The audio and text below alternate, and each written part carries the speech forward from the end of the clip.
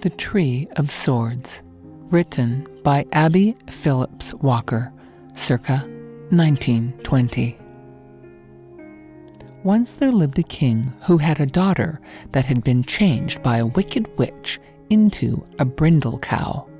The witch had wanted the king to invite her to the feast when the princess was born, and because he invited her only into the servants' hall and not to the feast of the royal family, the old witch had thrown a spell over the baby, and when she grew to womanhood, she suddenly one day changed into the brindle cow. Great was the surprise of the king and queen when they went to the room of the princess one morning and found in her dainty lace bed a cow in the place of their pretty daughter. They sent for the old witch at once, for they knew that some magic spell must have caused this terrible change. But the old witch sent back word that the only thing that would change the princess back to her own shape was a pear from the tree which grew by the mountain of ice. Now this mountain of ice, all the people knew, was controlled by a three-headed troll, and the tree which grew nearby was the chimney to his home under the mountain. There was nothing to do but to offer money to the one who would get the pear which would restore the little princess to her own form. There was another thing that made it very dangerous to try to get the pear, and this was that no sooner did one attempt to touch the tree that all its branches changed to sharp swords. To reach the tree, the mountain must be climbed, and this being of ice, the ones who tried were in danger of slipping and being killed as they fell, sliding down the mountain and striking on the tree, which would be filled with swords as soon as they struck it. After a while, all those who tried gave it up as too dangerous, and the king then sent out word that to the one who would bring the pear, be he rich or poor, of high or low degree, he would give to him the princess for a wife, as well as a barrel of gold. But no one would risk his life for that offer, for they thought perhaps the princess would not regain her shape even after eating the pear, and who would wish to marry a cow even if she were royal. But one day, a poor youth came to the palace and told the king and queen that he would try to get a pear if they would give him the brindle cow before he ventured up the mountain of ice. "For if I fail," he said, "I wish to leave my poor mother something, and a cow is always useful." The king offered money, but the youth would have nothing but the brindle cow, so they led away the cow to the peasant's barn, while the king and queen watched her go with sad hearts. On her back was a velvet blanket trimmed with gold, and the queen tried to make the peasant take a soft bed for her to sleep on, but this he would not do. "No, she is a cow and must sleep in the barn like other cows," he said. The king and queen had all this time been feeding the cow on dainty fruit and all sorts of good things, and the youth had heard that the pear she was to eat to save her would be bitter and bad to taste, and he wanted to get her used to eating anything that was given to her.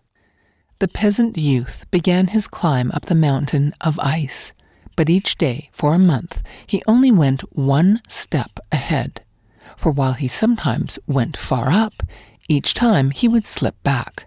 And all this time the poor little cow was growing thinner and thinner, for she would not eat the food that was put in front of her. One day, when the peasant youth was about discouraged and thought he would have to give up trying for the pear, he felt the ice underneath him suddenly grow soft, and his feet seemed to stick and not slip any more. To his surprise, when he looked at his feet, he saw a little fairy standing on each foot and touching them with her wand. Up he went swiftly now, and soon was at a place on the mountain where he could touch the magic tree, and there the little fairies told him they were powerless to help him further.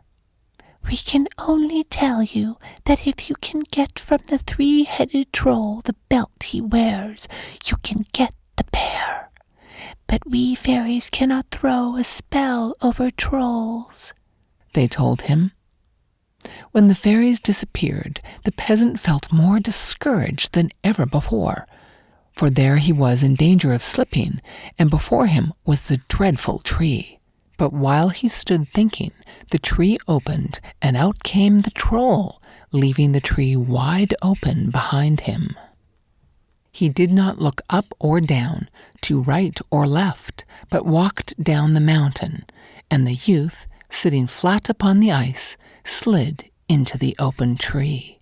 Down, down he went, and then suddenly he found himself in a big room, in one corner of which was a huge bed, in another a big stove, in another a big chair and table, and in the fourth corner stood a large sword so tall that the peasant could easily hide behind it. And lucky it was for him that it was big, for at that moment in came the three-headed troll and rolled all 6 of his eyes around the room. "Hee-hi-ho-hum, I smell the flesh of a mortal son," he said. "You cannot escape me, so come out from wherever you are hiding." The frightened youth was trembling so that the sword tipped over, and there he stood before the three-headed troll, who jumped to catch him. But though he had 3 heads, he had only 2 feet, and tripping over the sword, he fell sprawling on the floor. Now his 3 heads were so heavy that once he was down, it was hard work to get up, and while he struggled, his belt became unfastened and lay under him on the floor.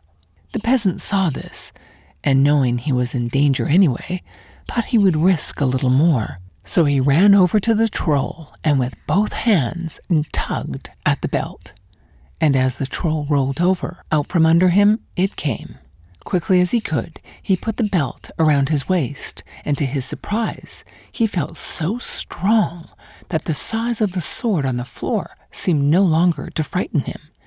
He picked it up and found that it was as light as a tin one, and then the troll, rolling over again, saw his belt around the peasant's waist and his sword in his hand, and he cried out, "My power is gone," as he tried to crawl away. "Tell me how to get a pear from the tree, and I will spare your life," said the peasant.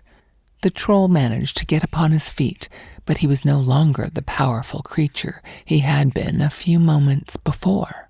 "Follow me," he said, as he led the peasant out of the door of the tree, which was still open. The tree was filled with swords, all shiny and sharp-looking, as the sun fell upon them, for as soon as the peasant had slid in the door, the swords had appeared and had warned the troll before he entered that some mortal was nearby. "If you will promise to do as I ask you after you have the pear, I will tell you the secret of getting it," said the troll. "It will not harm anyone to grant my last wish." So the youth promised, and the troll said, "You must strike the swords on the tree with the sword you hold until the sparks fly. Then the pears, which you see hanging from the swords, will fall to the ground, but the tree will burn up. And then there will be nothing for me. My magic power will be gone forever. So I ask that you will then strike me with the sword on my middle head, and that will change me into a shape which will never harm anyone again." This the youth said he would do, and began to strike the swords on the tree, making the sparks fly and the pears drop. And then, all at once, the tree began to burn. Keeping the sword still in his grasp, the youth looked for the largest of the green pears and picked it up, putting it in his pocket.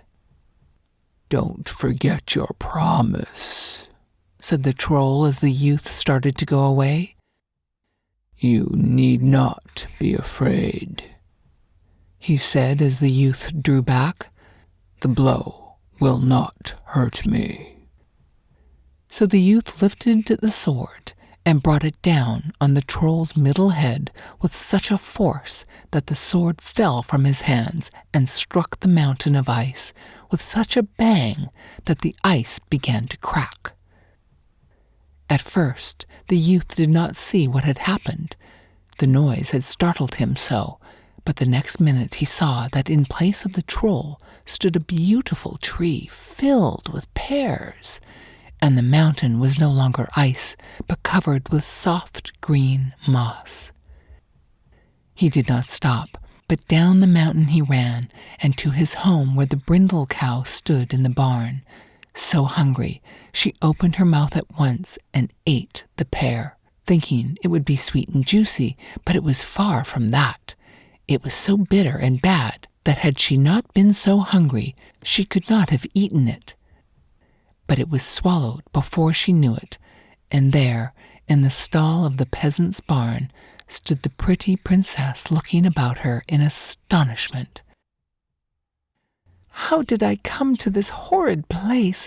What a dirty-looking man you are," she said. "Take me home at once. My father is the king, and he will punish you if you do not obey me." It did not take the peasant long to take her home, and when the queen and the king saw their daughter in her own form again, they fell on their knees before the peasant youth and thanked him. But the princess did not understand what it all meant and said, "Why do you kneel to him? He should kneel to you. Are you not king and queen of this land, and this man a poor peasant?" Before the king could explain to the princess, the youth said, "I have brought to you your daughter, but you must keep her. I could never marry a maid who thought herself above me. Give me gold, and let me go back to my home." He was wise enough to see that a poor peasant and a princess could not be happy together, and a peasant girl was a more fitting bride for him.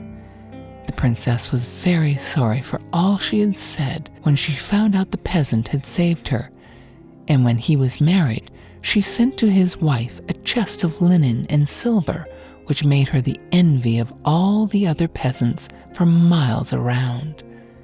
The troll was never heard of again, and only the peasant youth knows that the pear tree on the side of the mountain, which bears such juicy fruit, was once the three-headed troll who lived under the swords.